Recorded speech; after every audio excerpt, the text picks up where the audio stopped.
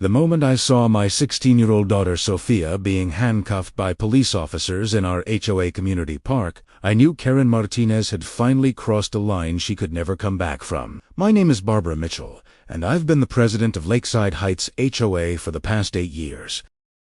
I'm 52 years old, a former federal prosecutor turned corporate attorney, and a single mother raising my brilliant daughter in what I thought was a safe, respectable community. I bought our beautiful 4-bedroom house on Willow Lane 5 years ago after my divorce, choosing this neighborhood specifically because of its excellent schools and family-friendly atmosphere. Everything changed when Karen Martinez moved in 3 houses down from us 2 years ago.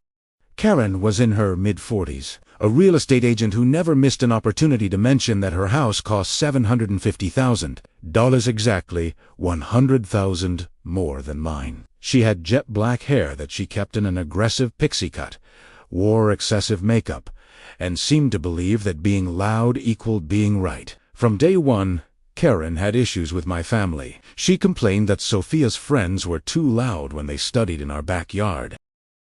She objected to my car being parked in my own driveway instead of my garage, claiming it lowered the aesthetic appeal of the street. She even tried to get the HOA board to pass a rule limiting teenage gatherings to no more than 3 people at a time, which was promptly voted down by every other board member. But Karen's harassment went deeper than noise complaints. She would stand at her window with binoculars, watching our house and documenting every visitor. She sent emails to other neighbors, warning them about the decline in property values caused by my family's presence. She even approached Sophia's friends' parents, suggesting their children shouldn't associate with my daughter. As HOA president, I'd dealt with difficult homeowners before, but Karen was different. She wasn't just annoying, she was malicious. She would file frivolous complaints about other families, take photos of minor violations, and send threatening emails to residents about their property values. Several families had approached me privately, asking what could be done about Karen's harassment. I'd documented everything, hoping to build a case to have her removed from the community if her behavior continued to escalate. But I never imagined she'd go this far. It was a beautiful Saturday afternoon in June of 2024. Sophia had organized a charity fundraiser in the community park volleyball tournament to raise money for the local animal shelter. As HOA president, I'd approved the event 3 weeks earlier. 15 teenagers were participating, along with several parents who'd volunteered to supervise. I was at the grocery store buying snacks for the event when my phone rang. It was my neighbor, Patricia Chun, and her voice was panicked. "Barbara, you need to get to the park right now. The police are here, and they're arresting Sophia." My shopping cart crashed into a display as I ran for the exit. "What? Why? What happened?" "Karen called the police. She's claiming the kids were drinking alcohol and vandalizing property."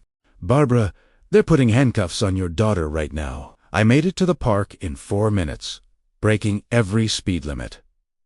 The scene that greeted me made my blood boil. 2 police officers had Sophia in handcuffs, reading her rights, while my daughter stood there, trembling and crying. A dozen teenagers were being questioned by 3 more officers. Parents looked confused and frightened. And there was Karen, standing off to the side with her arms crossed and a satisfied smirk on her face, talking to a young officer who was taking notes. I marched straight up to the officers, holding my daughter. "I'm Barbara Mitchell. This is my daughter Sophia. What is happening here?" The older officer, whose badge identified him as Officer Davis, looked uncomfortable. "Ma'am, we received a 911 call reporting underage drinking, public intoxication, and vandalism of HOA property. We're taking several minors into custody."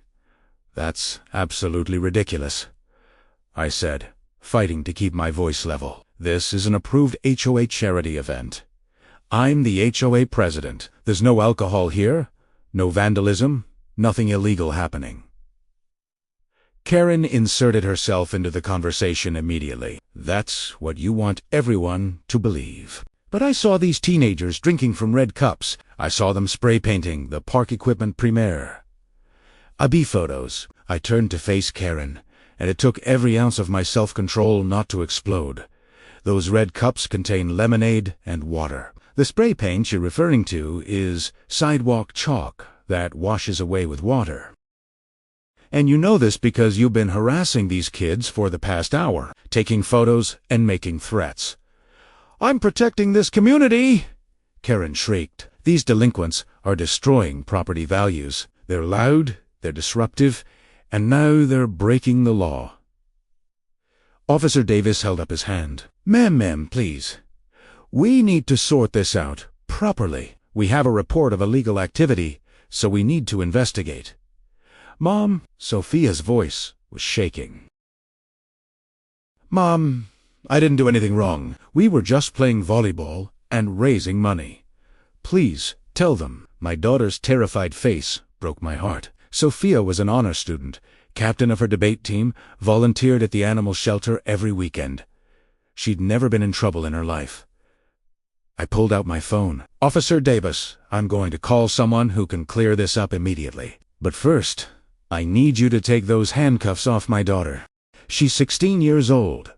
She's not a flight risk, and she's clearly terrified." Officer Davis hesitated, then nodded to his partner. "Fine. But she stays right here." As soon as Sophia's hands were free, she ran to me, and I held her tight. She was shaking like a leaf. I made 2 phone calls. The first was to my assistant HOA president, Marcus Thompson, who confirmed that the charity event had been officially approved and documented. The second call was to someone Karen clearly hadn't expected. "Hey, Robert, it's Barbara Mitchell. I need you at Lakeside Heights Community Park immediately. We have a situation involving false police reports and harassment of minors. How fast can you get here?" 50 minutes, came the reply. "Don't let anyone leave." Karen was still ranting to the young officer who'd initially taken her report. "I demand these teenagers be arrested. I have evidence. This woman is covering for her delinquent daughter." Officer Davis approached me. "Ma'am, who did you just call?" "My brother," I said calmly. "Police Captain Robert Mitchell. He's head of the Criminal Investigations Division, and he'll be here shortly to review this situation."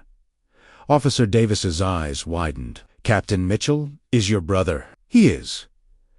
And I should mention that before I became HOA president, I spent 12 years as a federal prosecutor.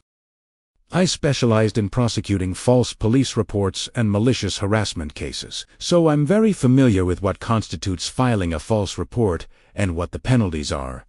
The color drained from Officer Davis's face. He immediately turned to his partner. "Let's hold off on any arrests until Captain Mitchell arrives." Karen had been listening, and her confident smirk was starting to falter. "That doesn't change anything. I saw what I saw." These kids were breaking the law. Patricia Chun stepped forward, holding up her phone. "Actually, Karen, I've been recording this entire event from the moment it started. I have 2 hours of footage showing these kids playing volleyball, drinking from clearly labeled water and lemonade coolers, and using sidewalk chalk to draw hopscotch squares. Would you like to see it?" Several other parents pulled out their phones as well. "I have video too," said Marcus Thompson. Time-stamped, showing the entire afternoon. No alcohol, no vandalisme, just kids having innocent fun. Karen's face was turning red. "You're all in on this together. You're all covering for these delinquents." Officer Davis walked over to the supposed vandalism site. The sidewalk chalk drawings were clearly visible colorful flowers, hopscotch grids, and encouraging messages like "Go Team" and "Save the Animals." He checked the red cups on the refreshment table. Just lemonade and water. Exactly as I'd said. A black SUV pulled up, and my brother Robert stepped out in full uniform. At 6'4", with broad shoulders and 25 years on the force, he was an imposing figure. "Captain Mitchell didn't walk," he commanded presence. "Captain on scene," Robert announced. All the officers immediately straightened up. "Officer Davis, report," Robert ordered. Officer Davis quickly explained the situation at the 911 call about underage drinking and vandalism, arriving to find a charity volleyball tournament, Karen's accusations, and the evidence that contradicted everything she'd claimed. Robert listened carefully, then walked over to inspect the scene himself. He checked the refreshment table, looked at the sidewalk chalk, reviewed the footage on Patricia's phone, and examined the HOA approval documents that Marcus had brought. Finally, he turned to Karen. "Ma'am, are you the one who called 911?" Karen lifted her chin defiantly. "Yes, I did." Because these teenagers were participating in an approved community charity event, Robert cut her off coldly.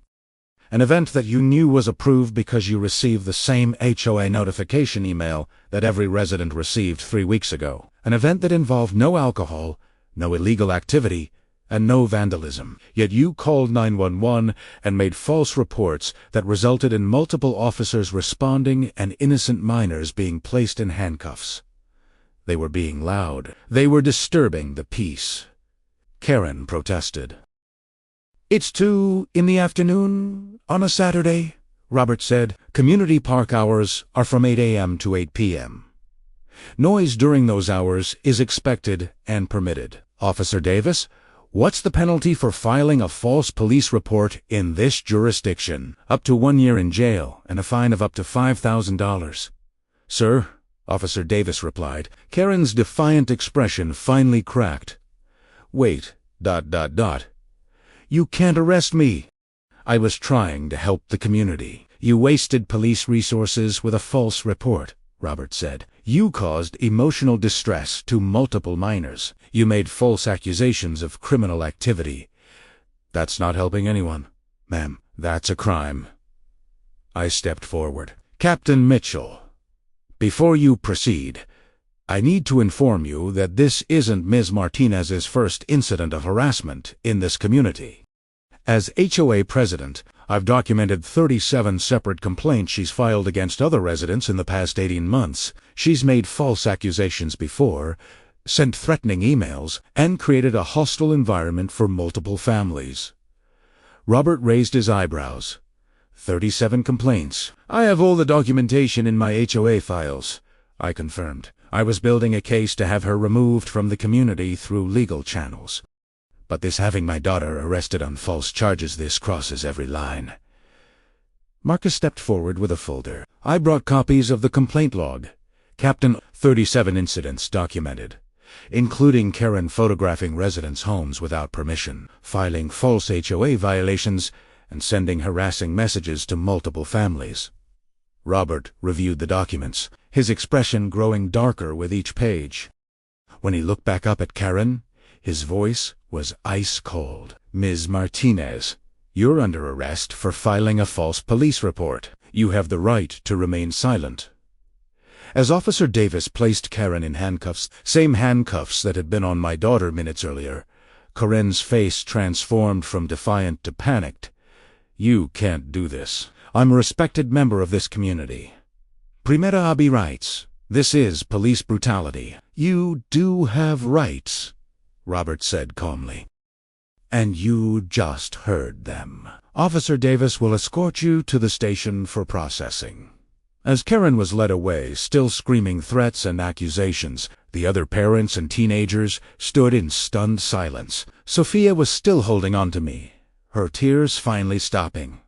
Robert turned to address the group. "I apologize to all of you for this disruption. These officers responded to a call in good faith.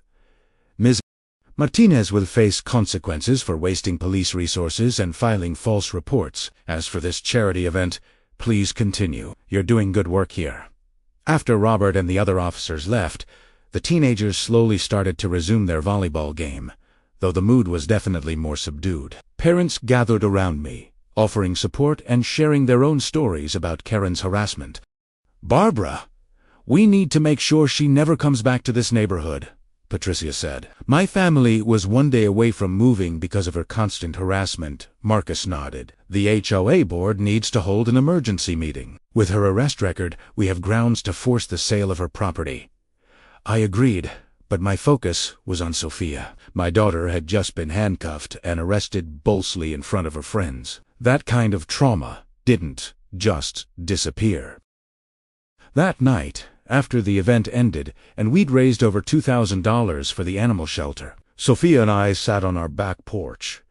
She was quiet, processing everything. "Mom," she finally said, "why does she hate us so much?" I thought carefully about my answer. Some people are so unhappy with themselves that they need to make others miserable too. Karen's not happy, and instead of dealing with her own issues, she attacks everyone around her. I was so scared, Sophia admitted. When they put those handcuffs on me, I thought my life was over. I thought I was going to jail. I thought I'd never get into college. I pulled her close. I know, baby, but you're okay now, and Karen is going to face real consequences this time. What I didn't tell Sophia was that I was already planning my next moves.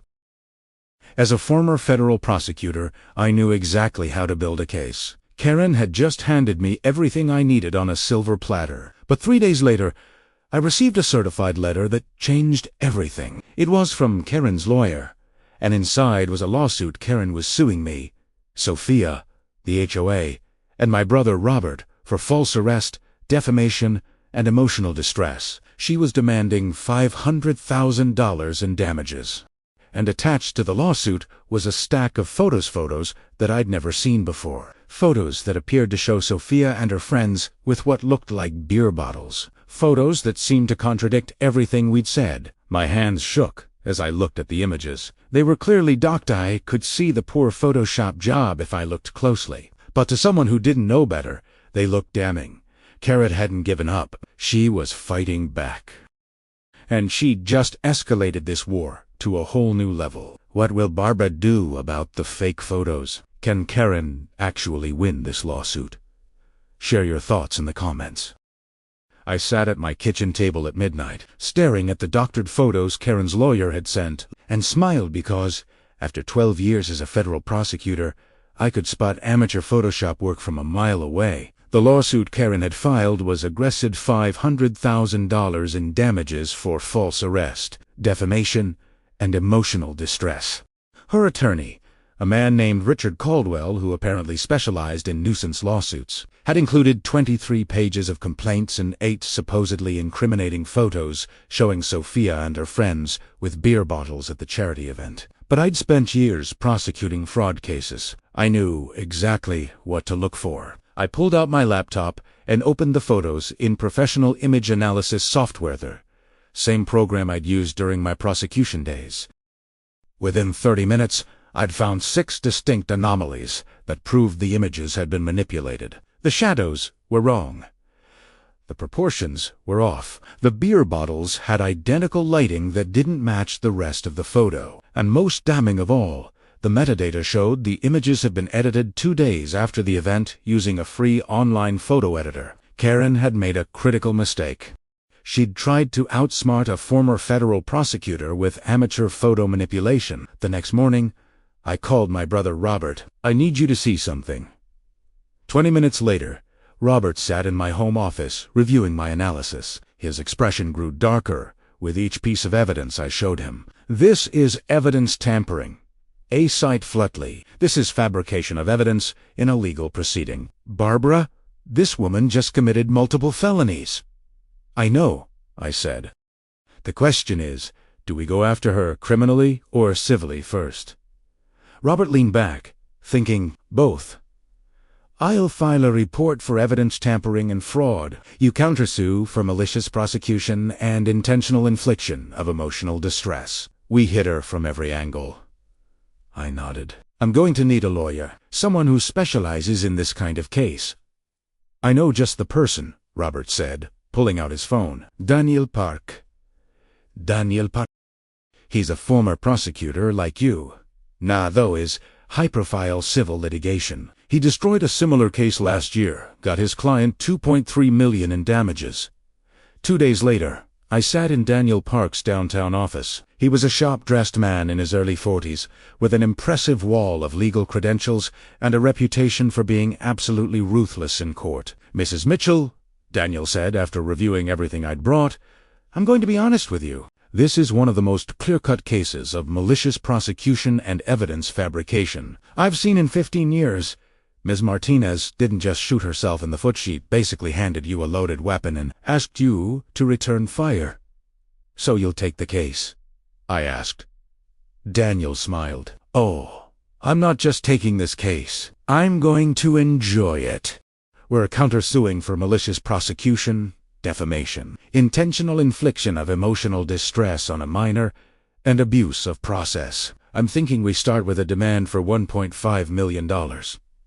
My eyes widened. $1.5 million? Your daughter was handcuffed and arrested on false charges in front of her peers, Daniel said. That's severe emotional trauma. You were forced to defend against fabricated evidence. Your reputation as HOA president was attacked, and Ms. Martinez has a documented history of harassment against multiple families. This isn't just about money, it's about sending a message that this behavior has serious consequences. Over the next week, Daniel worked fast. He filed our countersuit, submitted the photo analysis to the court, and requested an emergency hearing. He also subpoenaed Karen's phone records, email accounts, and financial records.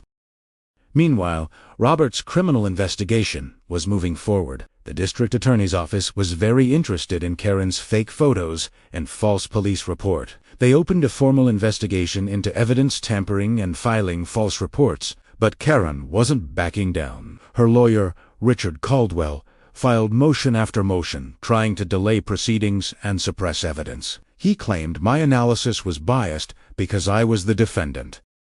He argued that my brother's involvement was a conflict of interest. He even tried to claim that as HOA president, I'd abused my power to target Karen.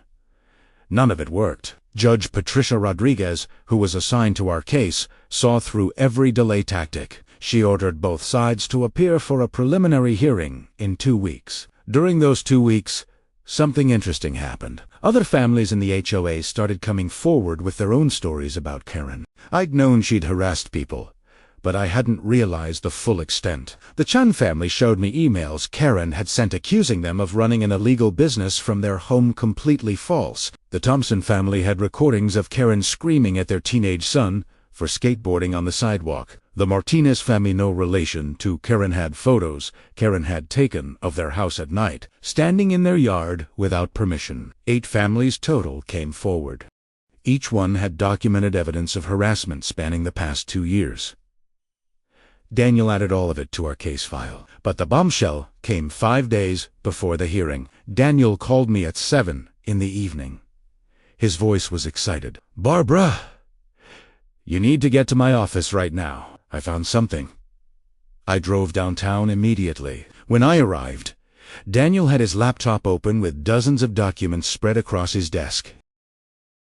"Karen's financial records came through," Daniel said, "and you're not going to believe what I found. 3 weeks before the charity event, before she even called the police, Karen paid a private investigator named Marcus Webb $1,500. The payment memo says surveillance and documentation. My blood ran cold. She hired someone to spy on my daughter. It gets better," Daniel continued, "or worse, depending on your perspective. 2 days after the event, she paid the same investigator another $2,000. The memo this time says photo editing services." I stared at the bank records. She paid someone to create the fake photos. She has a paper trail proving premeditation. "Exactly," Daniel said with a grin. "This wasn't a heat-of-the-moment reaction. Karen planned this. She hired a spy to watch your daughter, hoping to find something incriminating. When she didn't find anything, she paid him to fabricate evidence. That's conspiracy to commit fraud, evidence tampering, and about 6 other crimes. Who is this Marcus Webb?" I asked.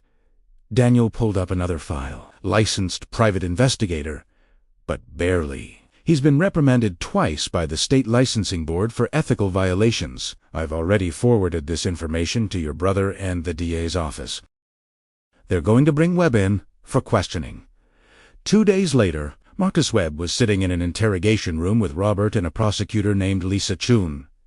I watched through the one-way glass, my hands clenched into fists. Webb was a nervous, sweaty man in his 50s who looked like he'd rather be anywhere else. When confronted with the bank records and the fake photos, he crumbled almost immediately.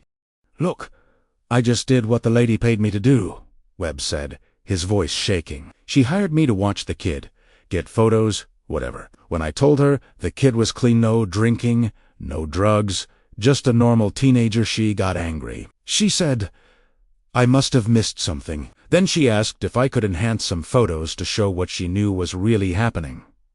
"Enhance?" Lisa Chun pressed. "You mean fabricate?" Webb nodded miserably. Yeah. She gave me photos from the event and stock images of beer bottles. Told me to make it look like the kids were drinking. I knew it was wrong, but she was paying good money, and I figured it was just for some HOA dispute or something. I didn't know she was going to use them in a lawsuit. Did Ms. Martinez tell you why she wanted these photos? Robert asked. Webb pulled out his phone. She texted me. I still have the messages. She said, and I quote, that Mitchell woman thinks she's better than everyone. She needs to be taken down a few pegs. Her daughter. 2. I don't care what it costs. My hands were shaking as I listened. Karen hadn't just targeted me, she'd specifically targeted my daughter to hurt me. This was personal, premeditated, and malicious. Webb agreed to testify in exchange for a reduced charge. His testimony, combined with the text messages and financial records, gave us everything we needed. The preliminary hearing was 3 days later. Karen arrived in an expensive suit, looking confident. Her lawyer, Richard Caldwell, had a briefcase full of documents and a smug expression. Judge Rodriguez called the court to order. We're here for the preliminary hearing in Martinez versus Mitchell and others. Mr. Caldwell, you filed the initial complaint. Present your case. Caldwell stood up. Your Honor, my client Karen Martinez is a respected member of the Lakeside Heights community who witnessed criminal activity and did her civic duty by reporting it to the police. She was then falsely arrested in retaliation, defamed by the HOA president, and subjected to harassment by a police captain who happens to be the defendant's brother. The photos we've submitted clearly show those photos are fabricated evidence, Daniel interrupted, standing up, and we can prove it. Judge Rodriguez raised an eyebrow. That's a serious accusation, Mr. Park. I have serious evidence, Your Honor, Daniel replied. He submitted my photo analysis, the metadata reports, Webb's testimony, transcript, the bank records, and the text messages where Karen explicitly asked for fake photos. The courtroom went silent as Judge Rodriguez reviewed the documents. Her expression grew darker with each page. Mr. Caldwell, the judge said slowly, did you know these photos were fabricated when you submitted them to this court? Caldwell's confident expression faltered. Your Honor, my client, provided these photos. I relied on her representation that they were authentic. Your client hired a private investigator to create fake evidence, Judge Rodriguez said, her voice cold. She then submitted that evidence in a legal proceeding, which is fraud upon this court. Mr. Caldwell, I suggest you seriously reconsider your representation of Ms. Martinez. Karen stood up suddenly. This is all lies. They're framing me. The Mitchell family has connections there, using them to destroy me. Señora Martinez, sit down, Judge Rodriguez ordered. I've reviewed the evidence, and it's clear that you filed a frivolous lawsuit based on fabricated evidence. I'm dismissing your case with prejudice, which means you cannot refile. Furthermore, I'm referring this matter to the district attorney's office for potential criminal prosecution. Karen's face went white. Caldwell looked like he wanted to disappear. As for the countersuit filed by the Mitchell family, Judge Rodriguez continued, I'm allowing that to proceed. Trial date is set for 60 days from today. Ms. Martinez, I strongly suggest you get a different attorney and consider settling this case, because based on what I've seen today, you're going to lose badly. As we left the courthouse, Daniel was practically glowing. That went even better than I expected. The judge is furious about the fake evidence. When we go to trial, we're going to destroy her. But I wasn't celebrating yet. I'd seen enough court cases to know that desperate people do desperate things. Karen had just been publicly humiliated and was facing criminal charges. She wasn't going to go down quietly. My instincts were right. That night, I was making dinner when my phone rang. It was Patricia Chun, my neighbor, and she sounded terrified. Barbara, Karen is at your house. She's screaming at Sophia in your front yard. I've called the police, but you need to get home now. I dropped everything and ran to my car. I met at home in 3 minutes. I lived only 2 blocks from the grocery store. The scene in my front yard was chaos. Karen stood on my lawn, screaming at Sophia, who was backed up against our front door, looking terrified. Several neighbors had come out, recording on their phones. "This is all your fault." Karen was shrieking at my daughter. "Your mother ruined my life. She destroyed my reputation. You're both going to pay for what you've done to me." I got out of my car and walked calmly toward them. "Karen, step away from my daughter." "Now." Karen spun around, her face contorted with rage. "You! This is all because of you. You think you're so special because you were a prosecutor. You think you can destroy people and get away with it." "Sophia, go inside," I said calmly. My daughter ran past me into the house. I faced Karen directly. "You're trespassing on my property. You're violating the restraining order that was issued this afternoon, and you're being recorded by at least 5 neighbors right now. I suggest you leave before the police arrive." "I'm not afraid of you or your cop brother," Karen screamed. "I know people too. I have connections." "You think this is over? This is just beginning." Police sirens wailed in the distance, getting closer. Karen must have heard them too, because her expression changed from rage to panic. She pointed her finger at me, her hand shaking. "You haven't seen the last of me. Barbara Michel. I promise you that." Then she ran to her car and sped off just as 2 police cruisers turned onto our street. I gave my statement to the officers, while neighbors provided their video recordings. Karen had just violated a restraining order, committed trespass, and threatened both me and my daughter in front of multiple witnesses. An hour later, Robert Cayet, we picked Karen up at her house. She's being charged with violating a restraining order, trespassing, and making terroristic threats. She's not getting bail this time, Barbara. She's going to sit in jail until trial. I should have felt relief. But as I sat with Sophia that night, holding my frightened daughter, I felt only anger. Karen had escalated to threatening my child directly. This had gone way beyond HOA disputes or false arrest. And then, 2 days later, I received an envelope in the mail.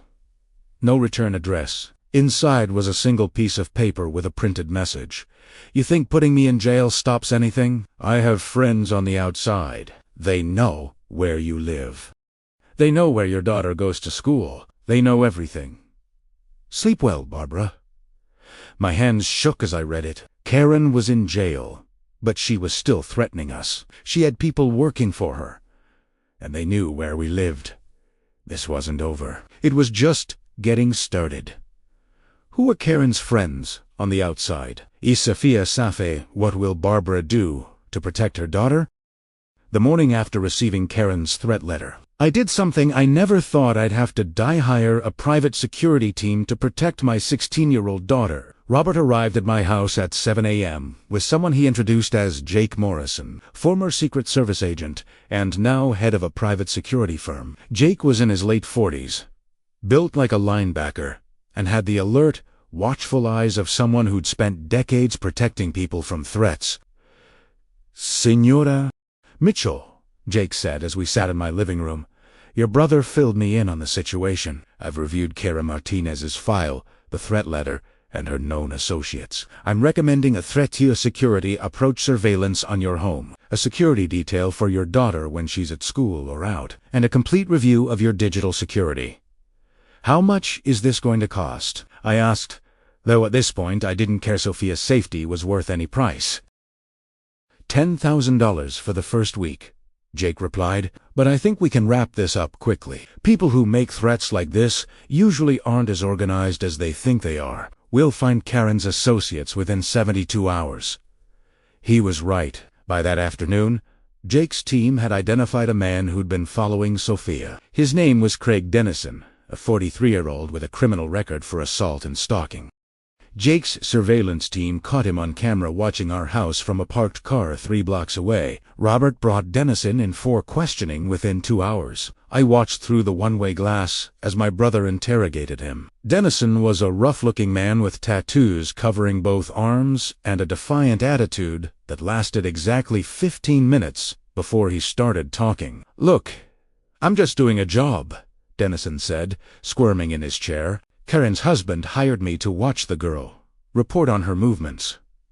That's it. I wasn't going to hurt nobody. Robert and I both froze. Karen's husband? Robert asked. Karen Martinez is married. Dennison nodded. Yeah, some guy named Victor Martinez. He paid me $2,000 cash to follow the kid and take pictures. Said his wife was in jail and needed evidence to prove the Mitchell family was dangerous. My mind raced. In 2 years of dealing with Karen, she'd never once mentioned a husband. She'd always seemed to live alone in that big house. How had we not known she was married? Robert left the interrogation room and joined me. Did you know Karen was married? No, I said. She never mentioned a spouse. I've never seen a man at her house. All the HOA documents list her as the sole owner, Robert, who is Victor Martinez. Robert pulled out his phone and made a call. I'm running his name through our databases now. 20 minutes later, Robert had information. Victor Martinez was 54 years old, a former real estate developer who'd been convicted of fraud 8 years ago and served 3 years in federal prison. He'd been released on parole 4 years ago, around the same time Karen moved into our neighborhood. He's supposed to be living in Nevada as part of his parole conditions, Robert said, frowning at his computer screen. But according to his parole officer, he's been non-compliant for the past 6 months. They've been trying to locate him. So Karen's husband is a convicted fraudster who's violating his parole, I said slowly. And he's been hiding here, probably in her house, this whole time. That's what it looks like, Robert confirmed. I'm getting a warrant to search Karen's house right now. The search warrant was executed at 6 p.m. that evening.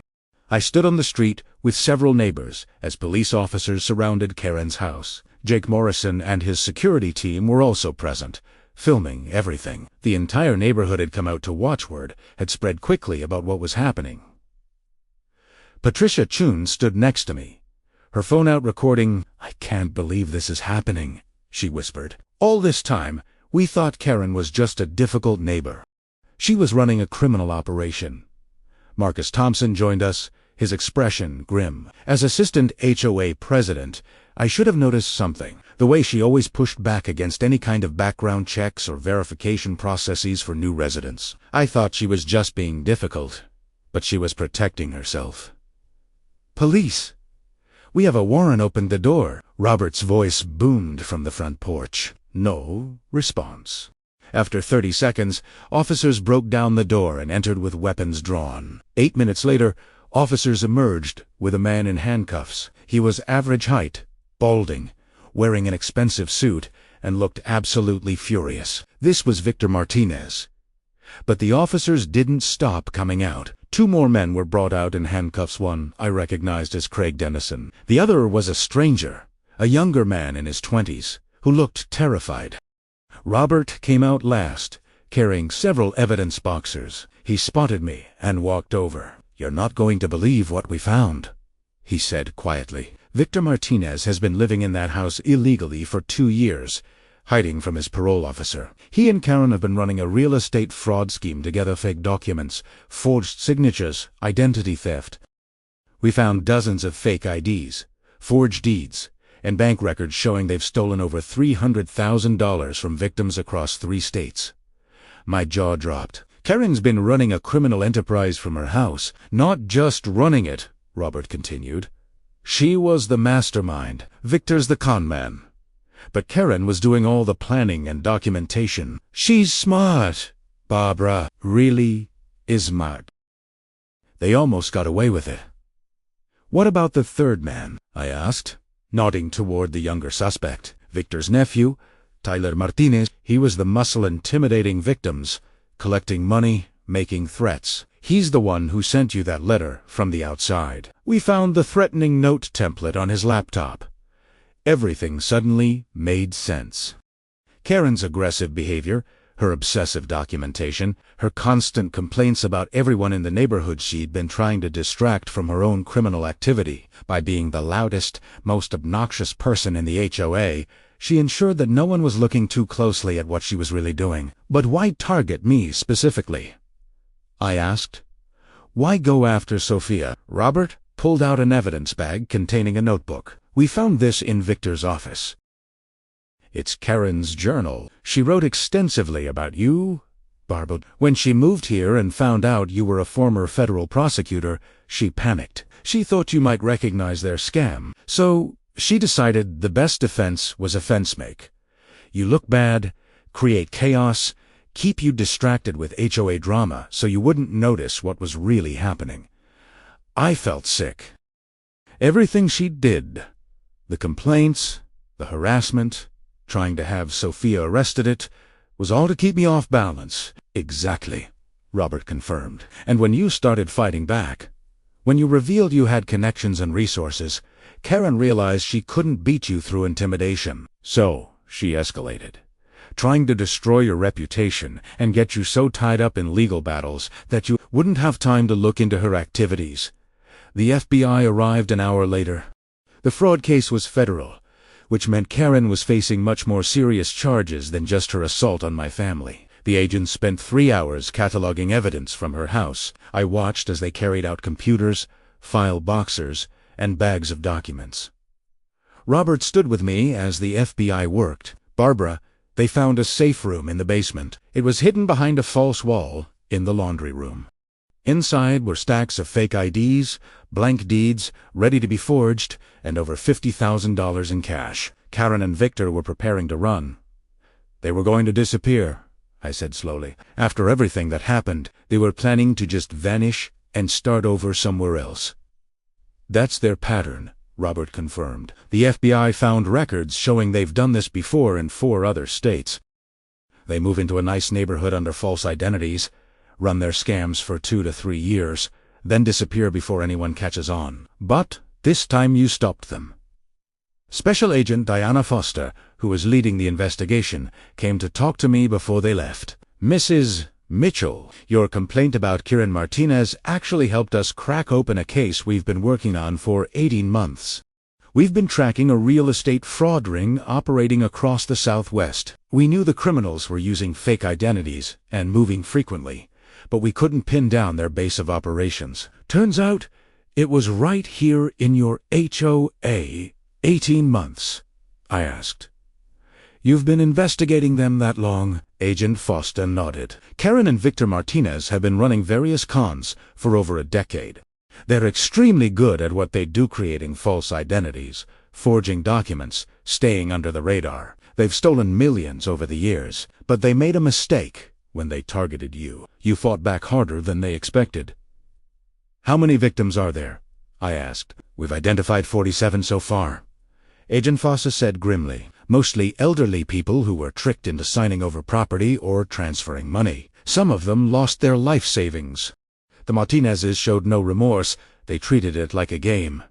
That night, the neighborhood held an impromptu gathering in the community park. Everyone wanted to know what had happened. Patricia Chun, Marcus Thompson, and 24 other families showed up. I explained everything: Karen's criminal enterprise, her husband hiding in the house, the fraud scheme, and how her harassment of our families had been a deliberate distraction.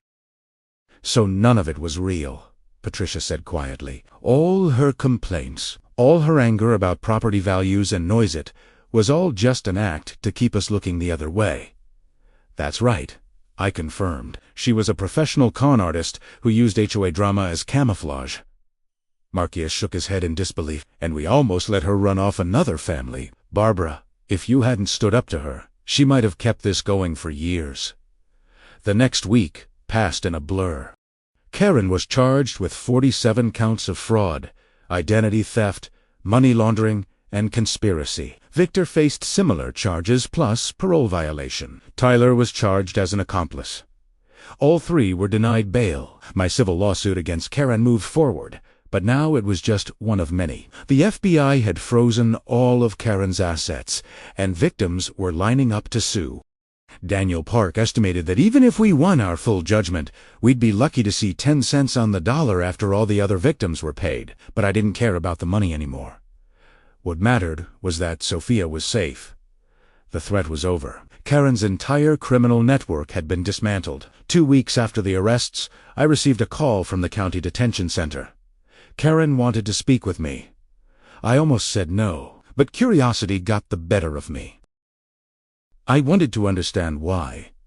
Why target my daughter? Why escalate so viciously? The next day, I sat across from Karen in a jail visitation room. She looked different, no makeup, wearing an orange jumpsuit, her hair limp and unwashed. The aggressive, angry woman I'd known was gone. In her place was someone who looked tired and defeated. "Thank you for coming," Karen said quietly.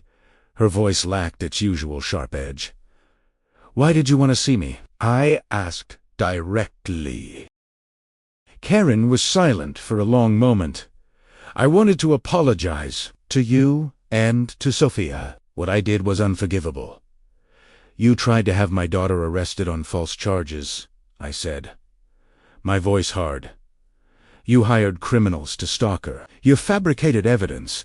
You terrorized multiple families. An apology doesn't begin to cover it." "I know," Karen said, tears starting to form. "I know nothing I say can make it right, but I wanted you to understand why I did it. When Victor and I moved here, we were planning our biggest score yet, a retirement con that would net us over $2 million. We had everything planned out, and then we found out our HOA president was a former federal prosecutor." She looked up at me. I panicked. "I thought you'd see through us immediately, so I decided to make you the problem. If everyone thought you were difficult, if you were constantly dealing with complaints and drama, you wouldn't have time to notice what we were really doing.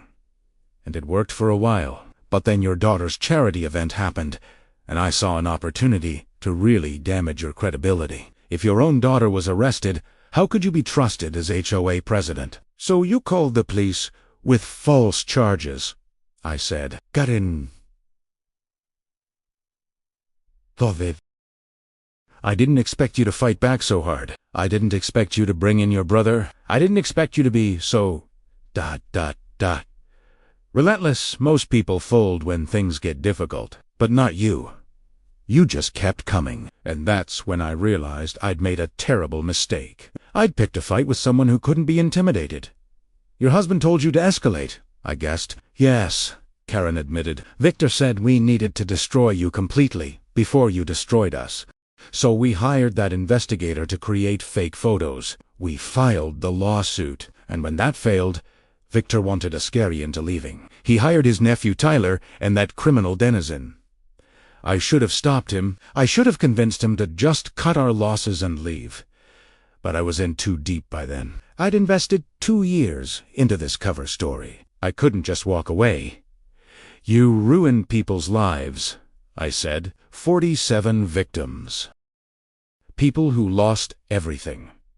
Karen's tears were flowing freely now. "I know. I tell myself I didn't hurt anyone physically, that it was just money. But that's a lie. I destroyed families. I stole people's futures. And I terrorized your daughter to cover my own crimes. I'm going to prison for a very long time, Barbara. And I deserve every day of it." I stood up to leave. "I hope you do find some kind of redemption, Karen. But it won't come from me or my family. What you did was unforgivable." As I walked out, Karen called after me. "Barbara, wait." I turned back. "There's something else you need to know," Karen said, her voice urgent. "About the HOA, about someone on your board. Victor and I weren't working alone." My blood ran cold. "What do you mean?" "We had help," Kara said. "Someone on the inside, someone who's been feeding us information about the HOA and its residents. Someone you trust. And they're still out there. Who is the traitor on the HOA board? How deep does this conspiracy go? Will Barbara discover the truth before it's too late?" Karen's words echoed in my mind as I left the jail. Someone on the HOA board had been working with the Martinezes all along. And I had exactly 24 hours to figure out who, before they disappeared forever. I called Robert immediately from my car. "Karen says there's a mole on the HOA board. Someone who's been feeding them information about residents. Could be a bluff," Robert said. "She's facing 40 years. She might be trying to create doubt and confusion as a last-ditch effort. Or she could be telling the truth," I countered. "Robert, think about it. How did Karen always know exactly when to file complaints? How did she know which families had the most to lose from public scrutiny? How did she know when I was going to be away from home? Robert was silent for a moment. You're right. Someone's been giving her inside information. Who's on your board? I thought through the list. There are 5 of us, total. Me as president, Marcus Thompson as vice president, Patricia Chun as treasurer, David Walsh as secretary, and Helen Rodriguez as community liaison. How long has each person been on the board? Robert asked. Patricia and Marcus have been there as long as I have 8 years. David joined 5 years ago. Helen's the newest. She joined 3 years ago, right after Karen moved in. 3 years ago, Robert repeated, same time as Karen. That's suspicious. But Helen's been wonderful, I protested. She's helped organize community events, mediated disputes, welcomed new families. She even testified against Karen at the preliminary hearing. Perfect cover, Robert said. I'm running background checks on all 5 of you right now. Give me 2 hours. While I waited, I couldn't stop thinking about Helen Rodriguez. She was in her mid-40s, a stay-at-home mother with 3 kids, married to a man who traveled frequently for business. She'd always been friendly, helpful, and seemingly genuine. But now that I thought about it, Helen had been present for every conversation about Karen. She'd been at every board meeting, where we discussed strategies for dealing with Karen's harassment. She'd had access to every resident's contact information, every complaint filed, every private discussion. My phone rang. It was Robert, and his voice was tight. Barbara, I found something. Helen Rodriguez's maiden name is Helen Martinez. She's Victor Martinez's younger sister. The world seemed to tilt. Helen is Victor's sister. She's been working with them this whole time. It gets worse, Robert continued. Her husband, Miguel Rodriguez, doesn't travel for business. He doesn't have a job at all. He's been helping Victor run the fraud operation. The frequent business trips were actually scouting trips to find new victims in other cities. I felt sick. Helen had been in my home. She'd played with Sophia. She'd had access to everything about our community, and she'd been feeding it all to criminals. Where is she now? I asked. That's the problem, Robert said grimly. We went to her house 30 minutes ago. It's empty. Cleaned out. They're gone. Barbara. Helen and Miguel fled as soon as Victor was arrested. They knew the whole operation was compromised. Do you have any idea where they went? We're checking airports, bus stations, border crossings. The FBI has issued warrants for both of them. But they had a head start. They could be anywhere. I hung up and sat in my driveway, trying to process this betrayal. For 3 years, Helen had been my friend, my colleague on the board. And the entire time, she'd been spying on us, reporting everything back to her brother and sister-in-law's criminal enterprise. Then I remembered something. 3 months ago, Helen had organized a community directory update project. She'd gone door-to-door collecting updated information from residents' phone numbers, email addresses, work schedules, family details. At the time, I'd thought it was a great idea to keep our records current. But now I realized she'd been creating a victim database for the Martinis. Every piece of information she collected had been used to target families for fraud. I called an emergency HOA board meeting for that evening. Marcus, Patricia, and David arrived at my house at 7 p.m., all looking confused and concerned. Where's Helen? Patricia asked immediately. I took a deep breath. Helen's gone. She and her husband fled. It turns out Helen is Victor Martinez's sister. She's been working with Karen and Victor this entire time, feeding them information about our community. The room erupted. Marcus stood up, his face red with anger. That woman had access to everything. Financial records, resident information, meeting minutes. She knew every security measure we discussed. Patricia looked devastated. I trusted her. We all did. She was in my home. She met my children. David, who'd been quiet, finally spoke. Barbara, 3 weeks ago, Helen asked me for the master key to the community mailboxes. She said she needed to fix a lock that was sticking. I gave it to her without question. My blood ran cold.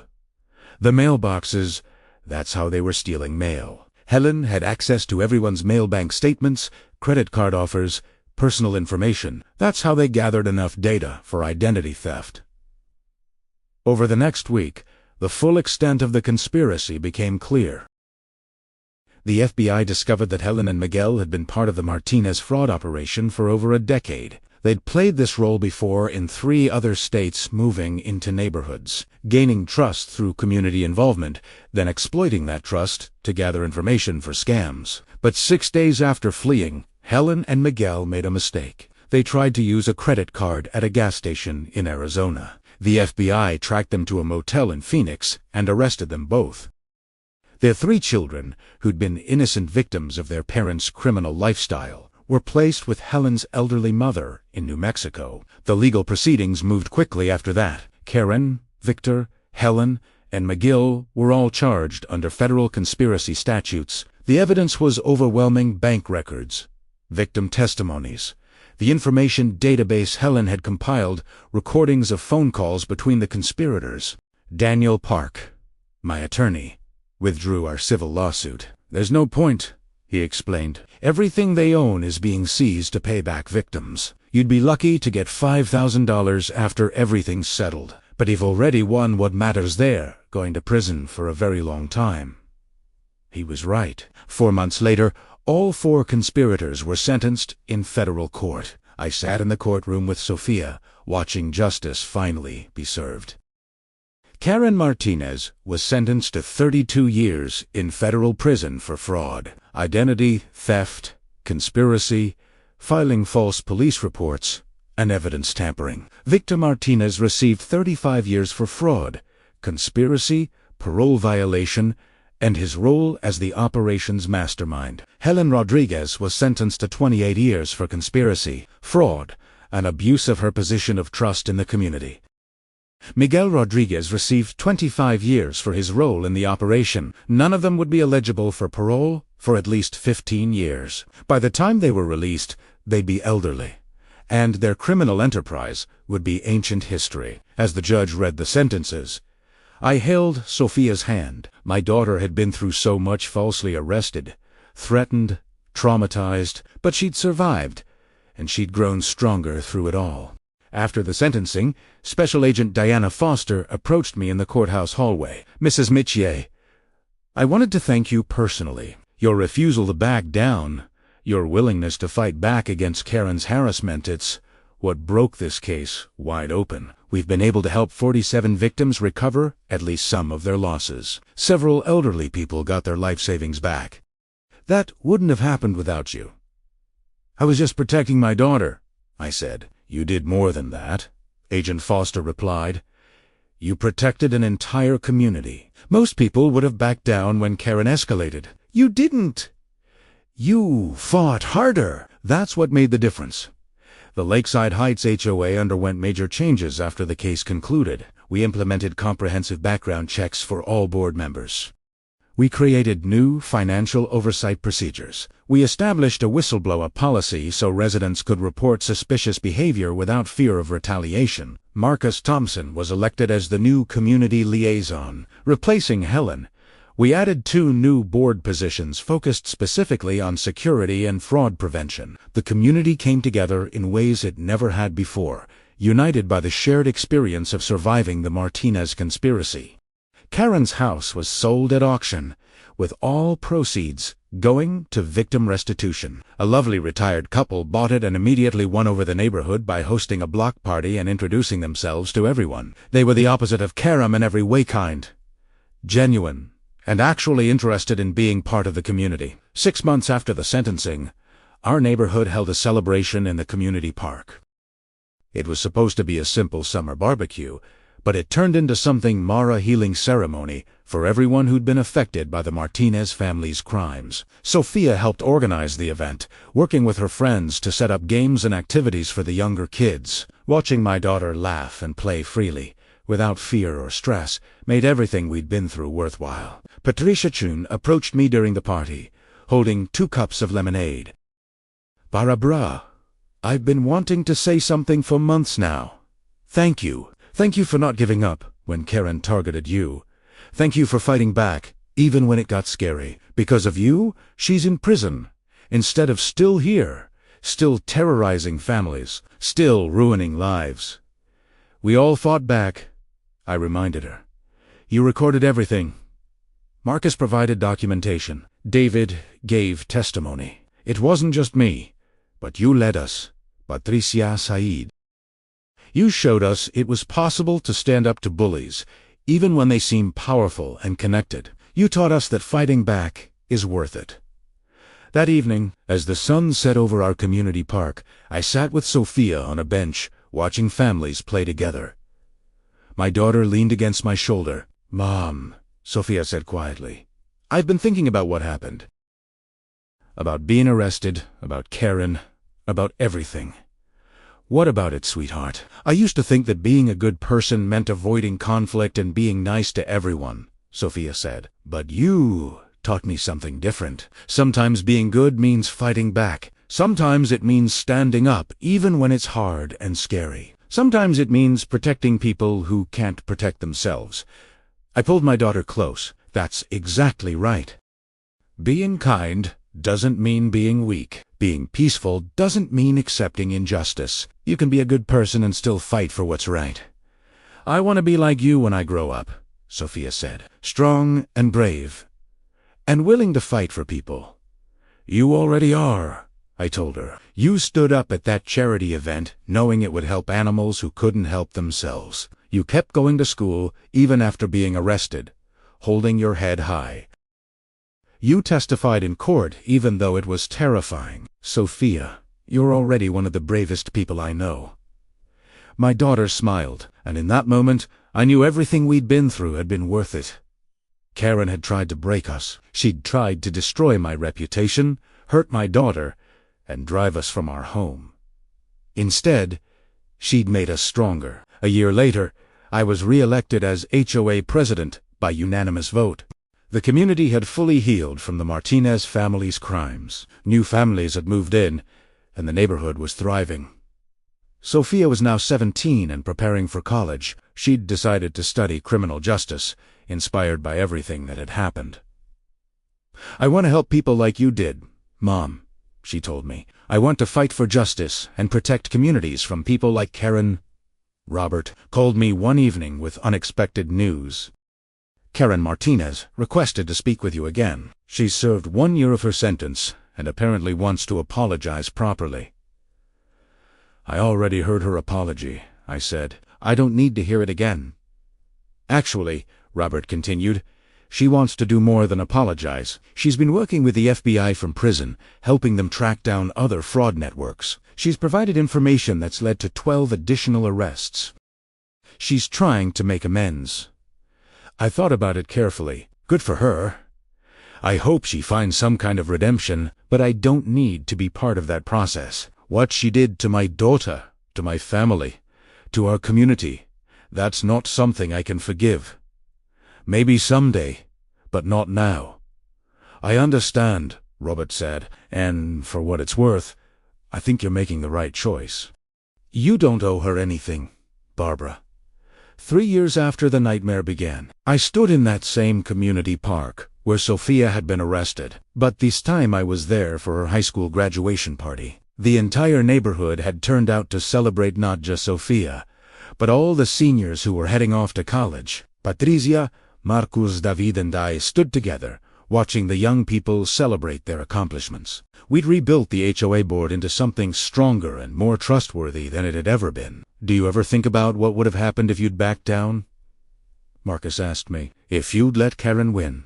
"All the time," I admitted. "She'd still be here, still terrorizing families. More people would have been victimized by their fraud scheme. Helen would still be on our board, feeding information to criminals. It would have been devastating." "You saved this community," David said simply. "Don't ever forget that." As I watched Sophia laugh with her friends, completely at ease and happy, I realized that was the real victory. Karen had tried to traumatize my daughter, tried to mark her with fear and shame that would last forever. Instead, Sophia had emerged stronger, more confident, and determined to make the world a better place. Karen Martinez was sitting in a federal prison, facing 3 more decades behind bars. Her criminal empire was destroyed. Her co-conspirators were all incarcerated. The victims were getting justice, and I was here, in my community, watching my daughter celebrate with friends in a safe, loving neighborhood. That night, after the party ended, and Sophia was asleep, I sat on my back porch with a cup of tea, reflecting on everything we'd been through. The journey from that terrifying moment when Sophia was handcuffed to this peaceful evening had been long and difficult, but we'd made it. We'd survived. We'd won. And that made every difficult moment, every scary confrontation, every sleepless night absolutely worth it. Justice had been served. The nightmare was over, and my daughter was safe, happy, and ready to change the world. In the end, Karen learned the hardest lesson of all. You can't destroy someone who refuses to be broken. Thank you for following Barbara and Sophia's incredible journey. From false arrest to complete victory, they prove that standing up to bullies and criminals is always worth it. Have you ever had to stand up to someone who tried to intimidate you? How did you handle it? Share your stories in the comments below. Don't forget to like, subscribe, and hit that notification bell for more amazing HOA drama stories. Justice always wins in the end.